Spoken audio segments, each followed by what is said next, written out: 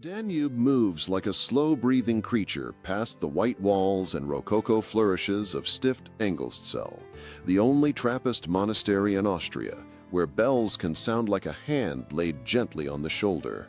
The road between forests and river has always carried travelers, and they trade stories as naturally as they trade provisions. One story begins inside the abbey, where copper kettles whisper and steel shines with the deliberate cleanliness of a place that takes craft seriously. It is the story of Engelszell Benno, an amber beer born from the discipline of Trappist life and the hopeful stubbornness that keeps a community working in quiet circles: prayer, labor, hospitality.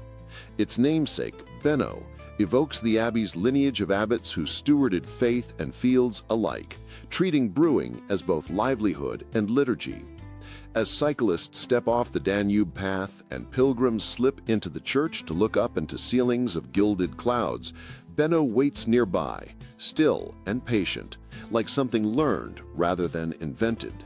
You notice it first by color. In the glass, the beer plays with the light, copper deepening to burnished amber, a hue that suggests autumn wood and old varnish. The head forms an ivory peaks and retreats with lacework, and you lean in. Aromas open in steps, not shouts. Toasted bread, a touch of caramel, then a hint of dried apricot and orange peel. There is clove, too, and a crack of white pepper, the subtle calling card of a Belgian yeast strain coaxed by warm fermentation. The palate follows the nose, but adds texture, a fine bubbled carbonation that lifts flavors rather than forces them. What starts as malt's warmth becomes a line of precise bitterness that keeps the sweetness in check and carries the finish off the tongue, clean and gently herbal. That is the creeping revelation. Engelszell Benno is a Belgian amber ale, a style that balances malt comfort with yeast expression and hop structure. The abbey's brewers set it at 6.9% alcohol by volume, perhaps the sweet spot between contemplative and companionable. Bitterness lands around 40 international bitterness units, just enough to frame the malt without erasing it.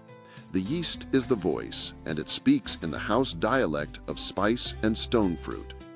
Bottle conditioning completes the shape, with living yeast creating that tidy effervescence and leaving the beer ready to evolve slowly as months pass. The taste suggests honeyed toast and marmalade at first, but it ends poised and dry, a handshake rather than a hug.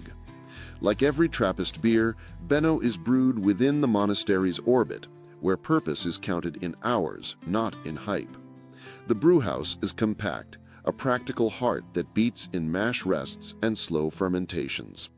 The grain bill leans on pale and caramel malts for color and depth, while continental hops contribute their restrained orchard and herbal notes. The water, softened by the local geology of the Danube Valley, accepts heat and grain together like a familiar conversation. Fermentation begins warm and steady, encouraging those gentle phenolics and esters, then cools as the beer clears its head and prepares for the bottle. The result is not flashy, yet it holds the kind of composure that makes your second sip feel even more certain than your first. You can find Engelszell Benno in the abbey's own shop, of course, where monks and lay brewers pass quietly, and among specialty retailers who respect the patience required to shepherd a bottle from cloister to counter. Stift Engelszell brews not for spectacle, but for sustenance, helping maintain the church and grounds, supporting the community's rhythm of work and welcome, and bearing a stamp of origin that means more than a marketing badge. The abbey's culture is precise without being cold. Silence falls at the right times. Doors open when they should. The brewery, in that sense, is a continuation of the cloister walk, measured, intentional, and sheltered from trends that burn bright and vanish. Set Benno beside its Trappist cousins, and the differences begin to sing. Orval, from a valley in the Ardennes, flirts with wildness. Its secondary fermentation with Brettanomyces blooms into leather, citrus rind, and hay as months stretch into a year, a living thing always in motion. Westmahl's Triple is golden and steepled, lean but potent, a masterclass in ester clarity and satin carbonation. Chimay Red carries a rounder sweetness, plums and brown bread filling the middle, while its monastery hums with centuries of hospitality.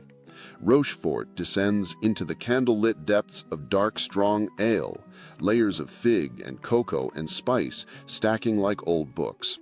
West Vlaterren exists at the far edge of scarcity, a pilgrimage beer measured in phone calls and long drives to a quiet abbey on a small road.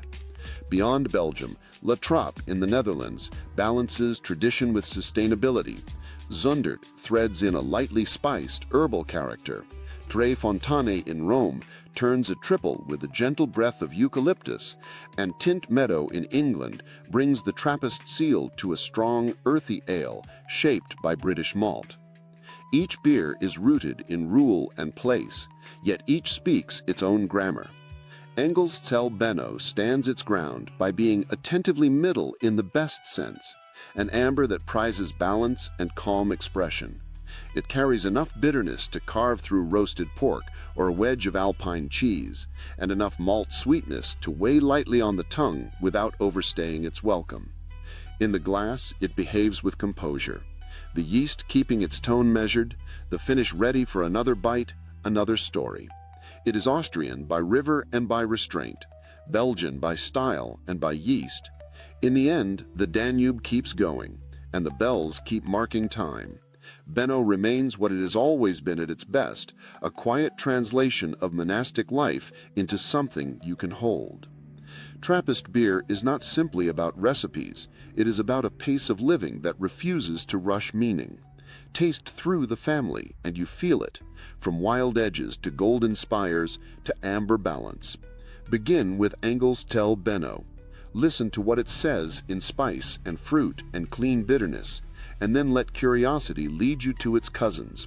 The map of Trappist brewing is small but deep, and if you follow it with care, it will show you not only where these beers are made, but why they endure.